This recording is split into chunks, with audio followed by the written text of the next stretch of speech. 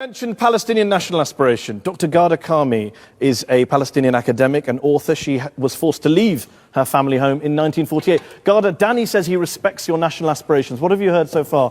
My national aspirations, you respect them, do you? I see. Well, the way you would respect them is by getting out of my land. That would be the best illustration of how much you respect my national aspirations. I find you fascinating, Mr. Dayan. I really do.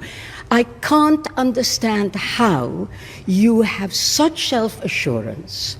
A man who was born in Argentina, whose family comes from the Ukraine, and is actually wanting people, sensible people, to believe that he has some connection with my country. But there's another point I want to put to you, since you respect me so much.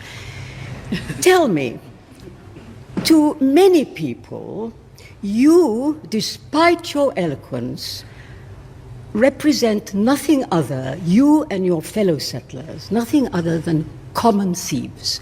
You live on stolen land, you drink stolen water, you eat stolen fruit, you farm stolen farms. You know, I tell you, if I took Mr. Dayan seriously, I would be really upset. But the sort of things he's saying are so preposterous and have been shown so clearly to be untrue and to be just cliches in order to justify theft and keeping other people's property. You know, don't underestimate people's intelligence.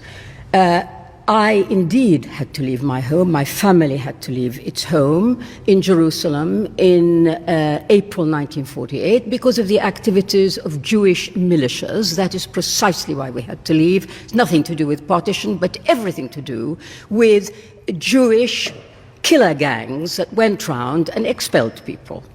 Secondly, you, Mr. Dayan, are living on land, some of which would have belonged to my family because we originate in the West Bank town of Tulkarm.